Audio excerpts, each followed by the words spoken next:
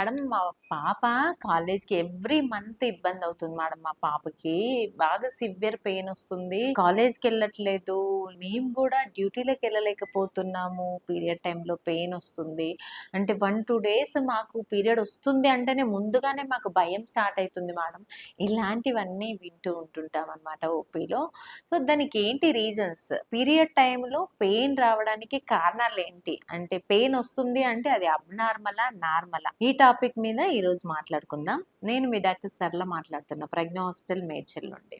So, కొంతమందికేంటంటే period టైమ్‌లో సివియర్‌గా pain ఉంటది. కొంతమందికేమో 1 డే ఉంటది. కొంతమందికేమో పీరియడ్ ముందు రోజు నుండే స్టార్ట్ అవుతది. కొంతమంది పీరియడ్ ముందు 2, 3 రోజుల నుండి స్టార్ట్ అవుతది.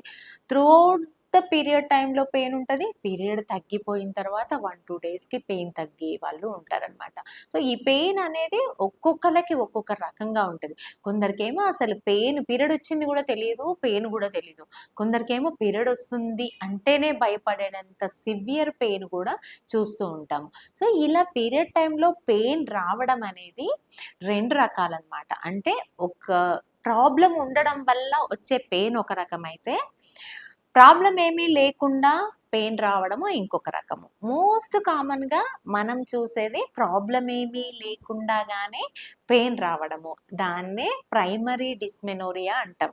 ఏదన్నా యూట్రస్‌లో గానీ, ఓవరీస్‌లో గానీ, యూట్రస్ బయట గానీ, కడుపులో గానీ ఏదైనా ప్రాబ్లమ్ వల్ల వచ్చే పీరియడ్ పెయిన్‌ని సెకండరీ డిస్మెనోరియా అంటాం. సో, ప్రైమరీ డిస్మెనోరియా అంటే ఎలాంటి కడుపులో గానీ, యూట్రస్‌లో గానీ ఎలాంటి ప్రాబ్లమ్ ఉండదు. స్కాన్‌లో చూసుకున్నా, టెస్ట్‌లో చూసినా ఎలాంటి ప్రాబ్లము ఉండదు. బట్ పెయిన్ వస్తదనమాట. దాన్ని ప్రైమరీ డిస్మెనోరియా అంటాం. దానికి కారణాలేంటంటే ప్రోస్టాగ్లాండిన్స్ అనేవి బాడీలో కొంతమందికి ఎక్కువగా ప్రొడ్యూస్ అవుతూ ఉంటాయన్నమాట పీరియడ్ టైమ్‌లో. ఆ ప్రోస్టాగ్లాండిన్ ఎక్కువ రావడం వల్ల సివియర్ స్పాస్మోడిక్ పెయిన్ చూస్తాము. అలా పెయిన్ వచ్చే వాళ్ళకి డెలివరీ తర్వాత అంటే ప్రైమరీ డిస్మెనోరియా ఉన్న వాళ్ళకి అంటే ఏ రీజన్ లేకుండా డ్యూ టు ప్రోస్టాగ్లాండిన్ హార్మోన్స్ వల్ల కనుక పెయిన్ వచ్చే వాళ్ళైతే డెలివరీ తర్వాత వాళ్ళకి పెయిన్ తగ్గిపోవడం అనేది చాలా కామన్‌గా చూస్తూ ఉంటాం.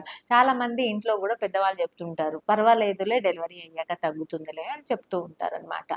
సో, ఇంకొక రకం ఏంటంటే డిఫరెంట్ కారణాలు ఉంటాయన్నమాట. అంటే గర్భసంచి మీద గడ్డలొస్తూ ఉంటాయి.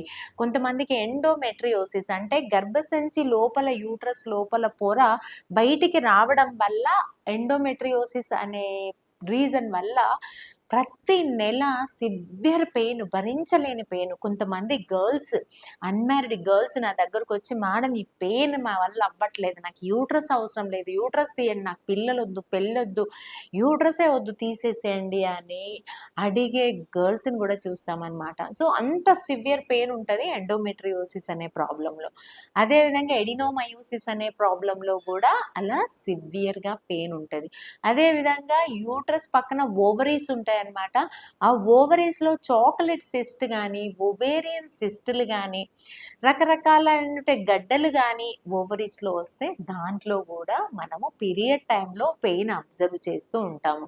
అదేవిధంగా ఎండోమెట్రియం బాగా థిక్‌గా అయిపోయినప్పుడు, థిక్ ఎండోమెట్రియం ఉన్నప్పుడు క్లాట్స్‌గా బయటికి వస్తున్నప్పుడు, పీరియడ్ వస్తున్నప్పుడు గూడా మనము ఈ పీరియడ్ టైమ్‌లో హెవీ పెయిన్ అనేది అబ్జర్వ్ చేస్తూ ఉంటాము.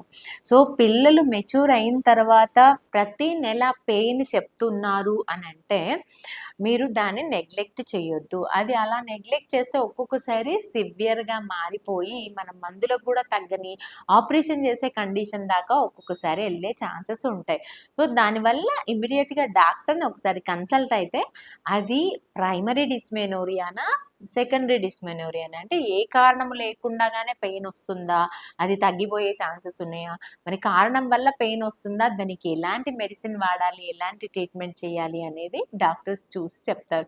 ఒక్కొక్కసారి ఆ పెయిన్‌ని నెగ్లెక్ట్ చేస్తే మళ్ళీ ఫ్యూచర్‌లో ప్రెగ్నెన్సీ రాకపోవడానికి కూడా ఎండోమెట్రియోసిస్ కానీ, ఎడినోమయోసిస్, చాక్లెట్ సిస్ట్ ఇలాంటి ప్రాబ్లమ్ ఉన్నప్పుడు ప్రెగ్నెన్సీలో కూడా ఫ్యూచర్‌లో ప్రాబ్లమ్ చేసే ఛాన్సెస్ ఉన్నాయి. సో, ఈ డిస్మెనోరియా ప్రాబ్లమ్ ఉన్నవాళ్ళు దాని గురించి ఖచ్చితంగా డాక్టర్‌తో డిస్కస్ చేయాలి, మాట్లాడాలి. మీ బేబీకి ఎలాంటి ప్రాబ్లమ్ వల్ల పెయిన్ వస్తుందో తెలుసుకోవాలి. దానికి తగిన ట్రీట్మెంట్ వాడుకోవాలి. పెయిన్ వస్తుంది గదా! అలానే భరిద్దామని కొంతమంది డ్యూటీలు ఆఫ్ పెడుతూ ఉంటారు. భరిస్తూ ఉంటారు. అంత భరించాల్సిన అవసరం లేదు. రీజన్ ఏంటో తెలుసుకోండి.